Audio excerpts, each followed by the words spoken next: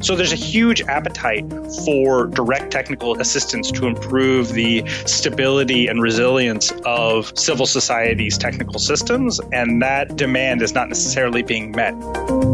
Hello, everyone, and welcome to the CyberWire's Hacking Humans podcast, where each week we look behind the social engineering scams, phishing schemes, and criminal exploits that are making headlines and taking a heavy toll on organizations around the world. I'm Dave Bittner from the CyberWire, and joining me is Joe Kerrigan from the Johns Hopkins University Information Security Institute. Hello, Joe. Hi, Dave. Later in the show, we've got my interview with Sean Brooks. He's the director of the Citizen Clinic, and he's a research fellow at the Center for Long-Term Cybersecurity at UC Berkeley. He's going to share some of the research they've been doing, looking at some of the specific vulnerabilities of politically vulnerable organizations online. Pretty interesting stuff. But before we jump into that, a quick word from our sponsors at KnowBe4. So, what's a con game? It's fraud that works by getting the victim to misplace their confidence in the con artist. In the world of security, we call confidence tricks social engineering. And as our sponsors at KnowBe4 can tell you, hacking the human is how organizations get compromised. What are some of the ways organizations are victimized by social engineering? We'll find out later in the show. And we are back. Joe, before we get into our stories for today, we've got some follow-up. Yep. We got someone who is not very happy with us. Yes. A gentleman named Warren Myers. This is following up on our interview last week when I spoke with Chris Bailey from Entrust Data Card. We were talking about EV certs. Right. And Chris was saying how they can help you make sure that you're not going to a lookalike site. Correct. That is an extra level of certification. That's right. So on Twitter, a gentleman named Warren Myers sent us this feedback. He said, disappointed at misinformation about EV versus DV certs. In today's Hacking Humans episode, I expect better from the CyberWire. And he said, Troy Hunt eloquently explained why EVs haven't had real value for a long time. And he links to an article by Troy Hunt. Of course, Troy Hunt is probably best known for running the Have You Been Pwned database. That's a great service that Troy provides. A wonderful service for the world, really. Right. So Troy certainly respected, and Troy has posted, I guess it's best to label it an opinion piece, because there certainly is strong opinions in it. And in this post, we'll have a link to it. And I'll say Troy's points are valid. Yeah, the post is titled, Extended Validation Certificates Are Dead. I'm not going to agree with that statement, but I'm going to say a lot of the points he makes in the article are valid. Okay.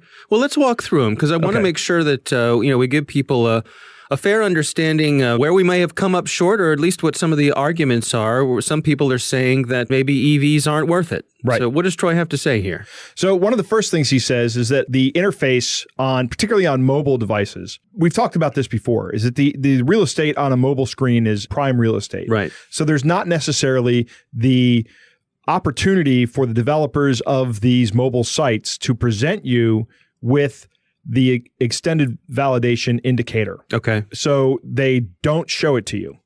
Right. Additionally, he says that the further iterations of Chrome will not even show you that on the desktop web browser. Right. And he's pointed out correctly that the extended validation interface on Chrome used to be a green interface that would tell you the name of the company, and now it's down to a gray interface. Previously, you and I have talked about this, where Chrome has, we may have talked about it on the CyberWires instead of on this show. The Chrome developers are changing the interface so that security should be just the standard. And when something's not secure, that's when they'll change the interface to make you aware of it. Right. Okay. Right. Yep. But the question is, what are we validating here? And we've discussed this before. The lock icon, if it's just the lock icon right now, what that means is that the site you're talking to is using a TLS certificate to encrypt the traffic between the two of you. Right. And that's what we're talking about when we say a DV cert. Correct. Yeah. And if you have an extended validation cert, then they're actually showing you that extended validation cert information in the browser. And in the future, they're just going to show you the lock again. Okay. And that's kind of the crux of Troy's argument from reading this article, is that because browser interfaces don't display the information in a consistent way, that the certs don't have value. I think he's also making the point that because you have to pay for them, that it might not be worth the money. Okay. What does it cost? What does it cost? It's a couple $100. Yeah, I think it cost us a few $100 to get ours for the CyberWire. I think that's worth the money. My opinion is that's worth the money. Yeah, this strikes me as being, I guess where I take issue is this notion that they're completely worthless. Right, exactly.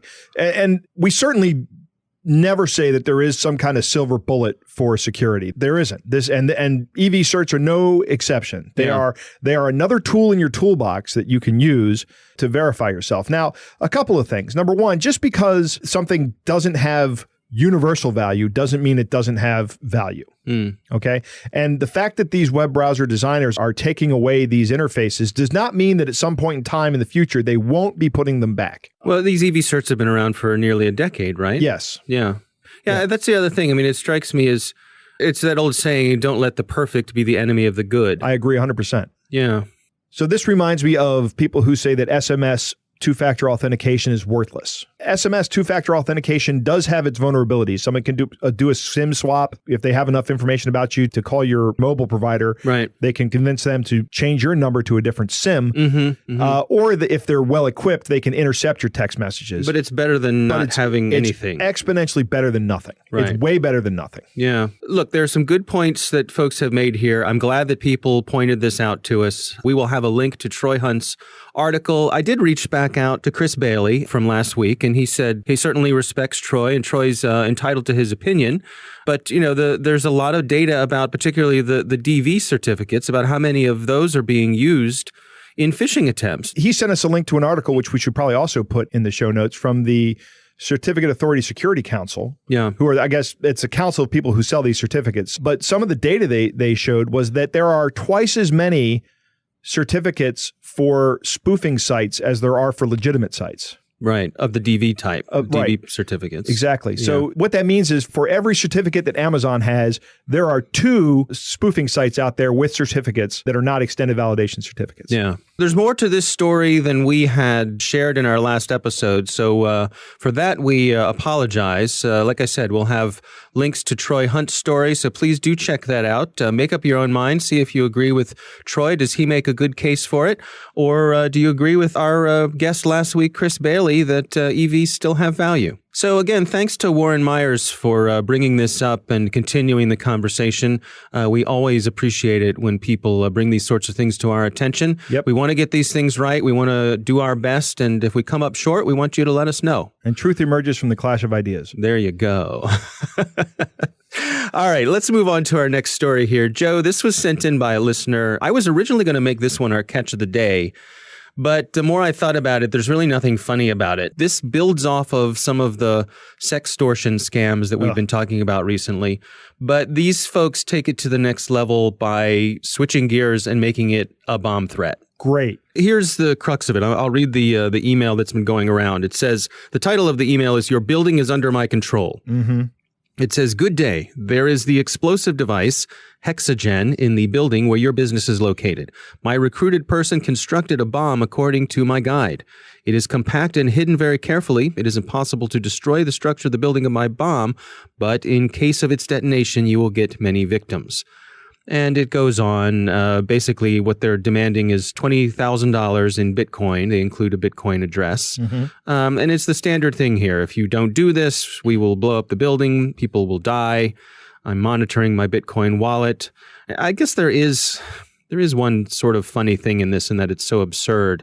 The last thing in the email says, "If the explosive device blows up and the authorities see this email, we are not terrorists and do not assume any liability for explosions in other buildings." What? What? Yeah. Okay, good. Right. Whew, that's a load off my mind. I'm glad I'm not dealing with terrorists. Yeah. So obviously despicable. Yeah, absolutely. This is making the rounds. I did a little digging this morning as we go to record this. It's getting quite a bit of notice, making its way around the world. It seems to be fairly widespread. Yeah, it was in the Wall Street Journal this morning. People are getting it all over the world. They seem to be sending these out from captured email addresses. So they've taken over someone else's account, and that's how they're sending it out, hoping that they're not going to be traced back to them. Right. They don't seem to be making much money. People are not falling for it. People have been watching the Bitcoin address, and doesn't seem like people are going for it, which is interesting from a social engineering point of view, in that we saw the sextortion ones were getting a lot of money. Yes. Is this a bridge too far? Is this so extreme that they think it's absurd? Yeah, I think that may be a good point, or that because the sextortion one, this is obviously a variant of the sextortion email. Now, I'll tell you, my wife got one of those sextortion emails and forwarded it to me, and I looked at the Bitcoin address on some website that tracks this, and nobody had sent that address any money. 0 Bitcoin had been put into it. Yeah. So I know some of them did, though. I know we saw early on. Yes, some of them did. Exactly. This was a fairly recent development that my wife received this email. Gotcha. It was within the past couple of weeks. And she was like, what is this? So maybe that one ran its course. Yeah, I think that one's run its course. So I think people have kind of been inoculated against this kind of thing. So I'm glad to see that these bomb threats are not getting the kind of traction that the early sextortion ones got. Yeah. The other thing, though, that I think makes this particularly despicable is that there have been organizations who have shut down out of an abundance of caution. They've evacuated the building. They've evacuated buildings. Called in a bomb squad. Yep. And that is just a huge waste of resources. Right.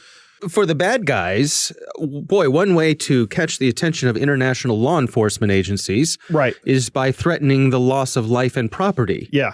So while I could see law enforcement, taking perhaps a lesser notice at somebody being scammed out of a sextortion thing, they can't really ignore this one. No, this one's gonna require a lot of attention. Yeah. And hopefully they'll resolve this one. Yeah, it's an interesting evolution.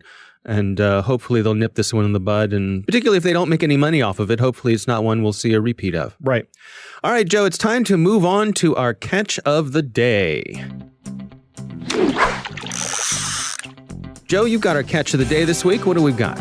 Dave, this one comes from one of my coworkers. We'll call him Sean. Okay. He received an email and noticed the message was inauthentic right away because it wasn't coming from the proper email address. Gmail has a relatively new feature that lets you have automated responses. I have Gmail. When I receive an email, I have like 3 responses at the bottom. I can just click on those buttons and it will automatically reply with that response. Oh, okay. Sometimes the response is, hey, that sounds great, or no, I can't make it.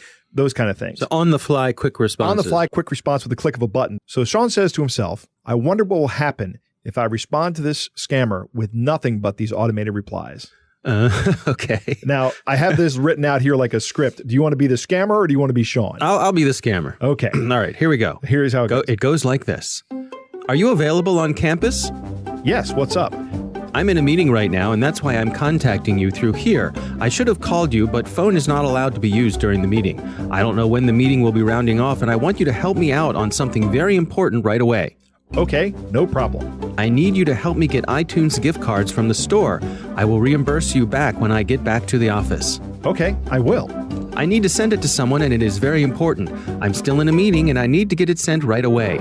It's one of my best friend's son's birthdays. The amount I need you to get right now is $500. 5 by $100 I'll be reimbursing back to you.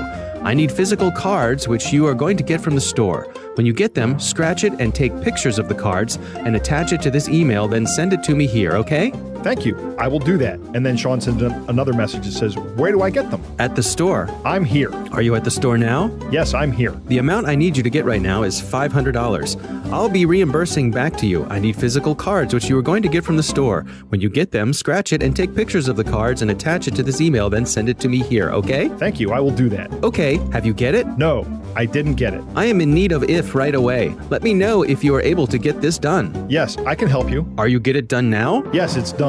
Send it to me, please. Did you get it? No. Why? Have not seen any image. I just resent it. How much did you get? I'll have to look. Okay, you just need to take a picture of it. Please, are you here with me? Yes, I'm here. Help me with the card. What do you need? I need iTunes cards. How many do you need? $500. Are you with, please? No, why? So you can help me out of this. Yeah, I can. Okay, what is going on? Nothing much. You? What of $100 iTunes cards? What do you mean? About the cards. I have them. Okay, you can write it out for me. No, I can't. Okay, taking care of yourself. No, I can't. And that's where it ends. This is so brilliant. One of the things I love about this is that really all it took on Sean's part was just pushing tapping the screen, right, to just string him along. Sean sent me the entire email conversation, and the timestamps are like 4 hours long. This went on for 4 hours. Right. This is positively brilliant. Good work, Sean. Yeah, nice. Wasting the time of a scammer. Scam baiting is all right. Is great well fun. done, Sean. And that is our catch of the day.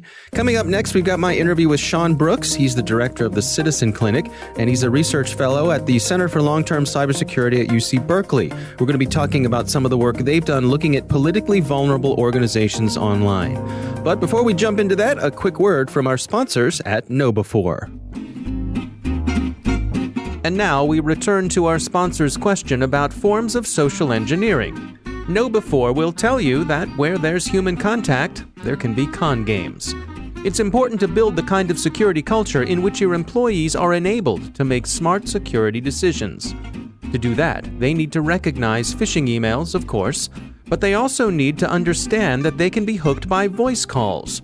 This is known as vishing, or by SMS texts, which people call smishing. See how your security culture stacks up against KnowBe4's free test.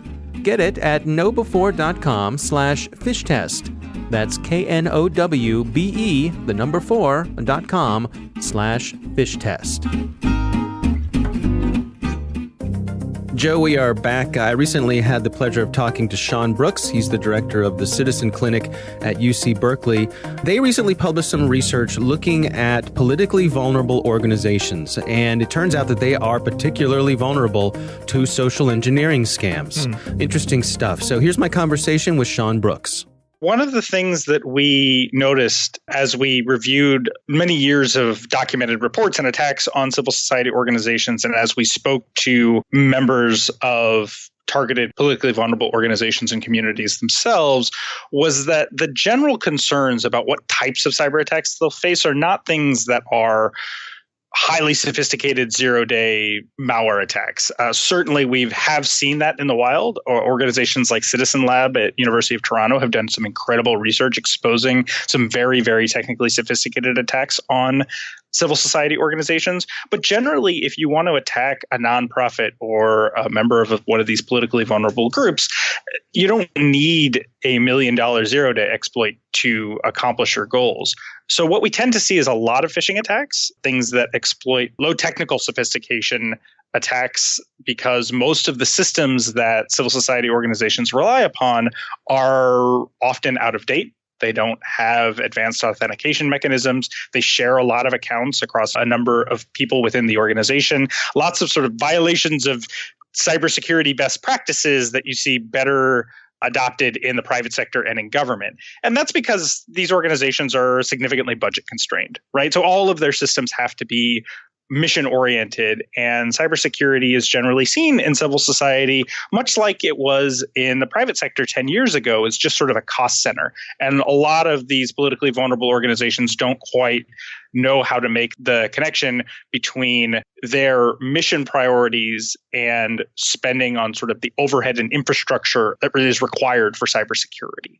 So a lot of the attacks that we see, therefore, are sort of low technical sophistication, but we do see some very high social engineering sophistication. In fact, much higher often than you'll see deployed against harder targets in the private sector or in government. And that's because in many instances, the attackers often belong to the security services of a government or the intelligence organizations within a government, bodies that are much more sophisticated in their practices around developing manipulation of targets.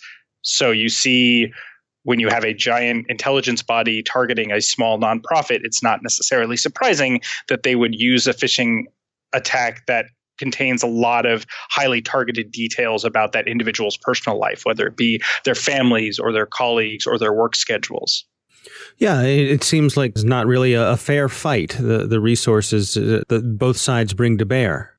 Certainly not. And that was one of the core motivations for this research, which is if these attacks are becoming more common, and if we consider in a world of what many members of civil society have called closing spaces, or the increasing number of authoritarian regimes and more frequent repressions of free speech around the world, then the scope of the concern becomes the health of global civil society. And if this asymmetry between the attackers and the targets is maintained, what does that mean about the ability of civil society to operate online? And the internet has been an incredible tool for nonprofits.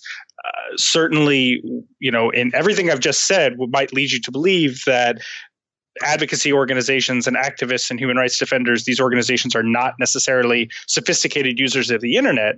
But I think the opposite is true. These organizations have done incredible things to pursue their mission and amplify the magnitude of their message by using the internet and reaching a global community of individuals and communities interested in things like defending human rights or environmentalism, what have you.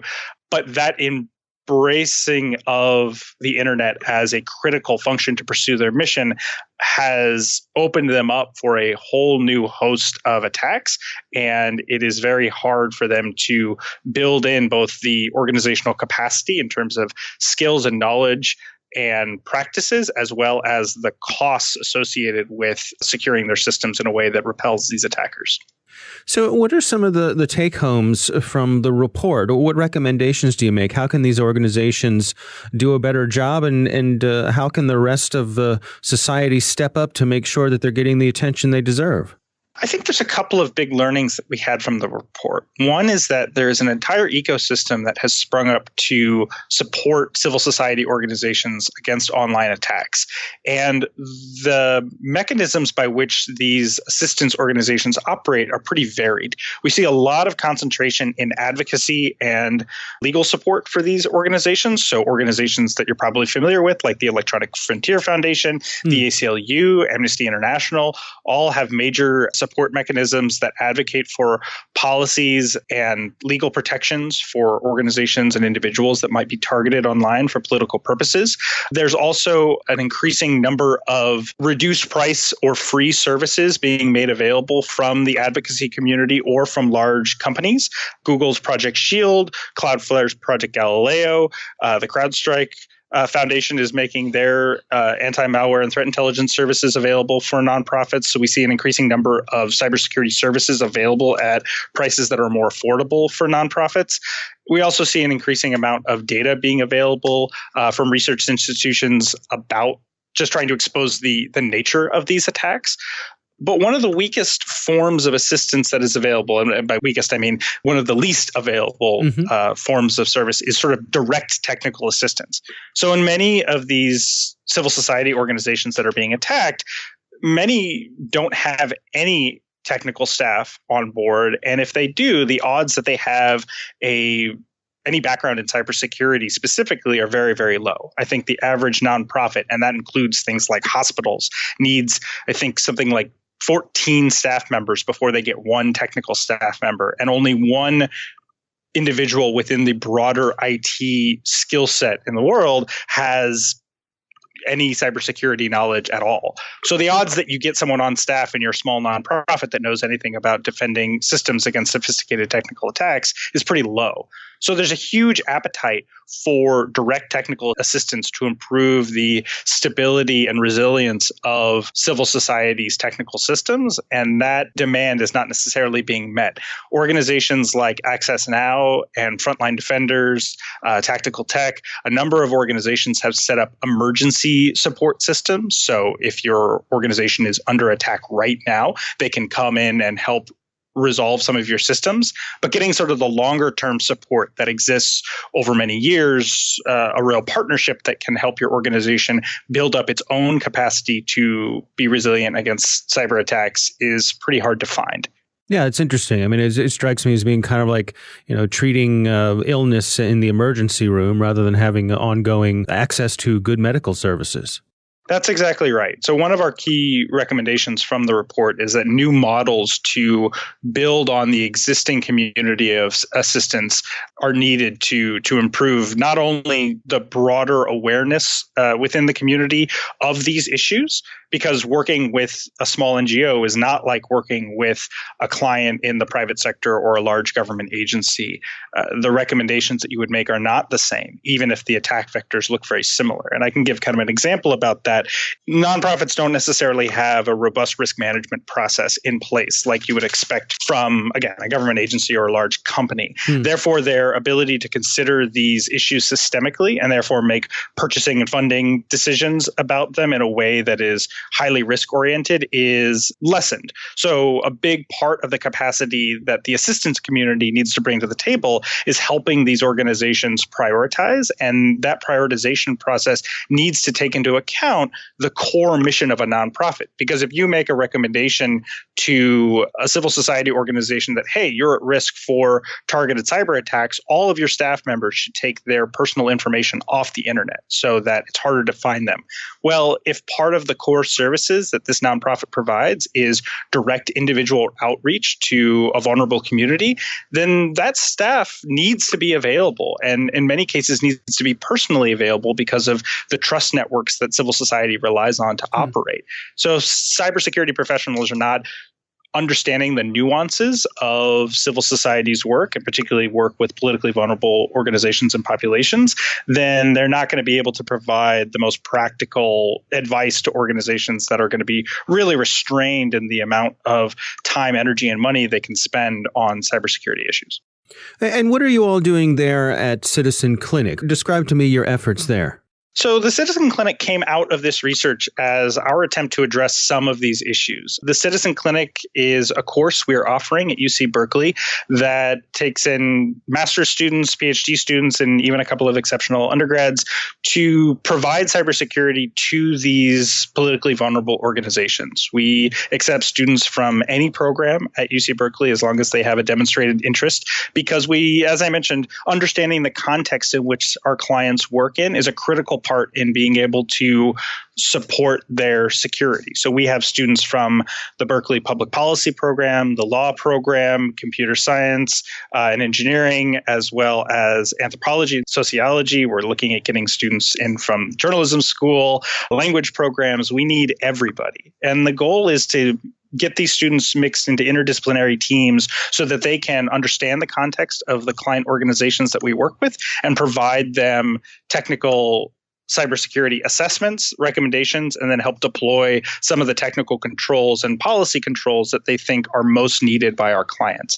And then we work with our client organizations, not just over the course of one semester, but many years, with student teams passing off the work to one another, and some students will stay with the class multiple semesters, and we'll have a relationship with our clients, hopefully over the long term, to provide them true capacity building services and not just one-off, hey, we're going to set up multi-factor authentication this time, but we want to come back in 6 months and say, hey, we did this deployment of MFA to all your staff. How's it going? Did people keep it turned on for critical accounts? As you've adopted new technology services, have you continued to adopt strong authentication measures? Things like that.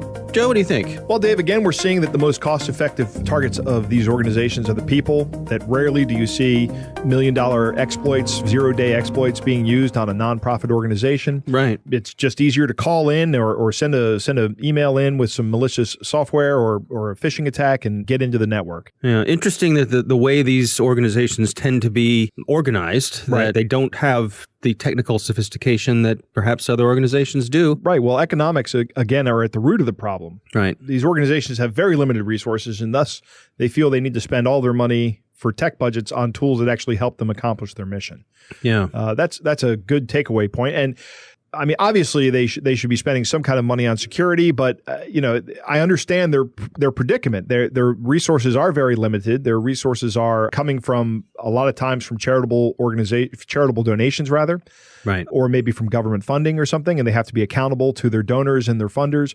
So if you want to give money to a nonprofit, you can go out and look on all these charity rating websites that tell you how many pennies from every dollar make it to the end recipient. And spending money on security will lower that number, and that's not good for a nonprofit. So I understand their position. Seems like there's an educational component where we need to get the word out to the funders that money spent on cybersecurity might be money well spent. Right, exactly. You shouldn't hold that against an organization. Yeah, especially if they're keeping all kinds of personal data, particularly on vulnerable populations. That's a really good point. All right. Well, again, thanks to Sean Brooks for joining us. We'll have a link to the work that they're doing in the show notes if you want to check that out. Thanks to all of you for listening. And of course, thanks to our sponsors, KnowBe4. They are the social engineering experts and the pioneers of new school security awareness training. Be sure to take advantage of their free phishing test, which you can order up at knowbe4.com/phish test. Think of KnowBe4 for your security training. Thanks to the Johns Hopkins University Information Security Institute for their participation. You can learn more at isi.jhu.edu. The Hacking Humans podcast is proudly produced in Maryland at the startup studios of Data Tribe, where they're co-building the next generation of cybersecurity teams and technologies. Our coordinating producer is Jennifer Iben. Our editor is John Petrick. Technical editor is Chris Russell. Executive editor is Peter Kilpie. I'm Dave Bittner. And I'm Joe Kerrigan. Thanks for listening.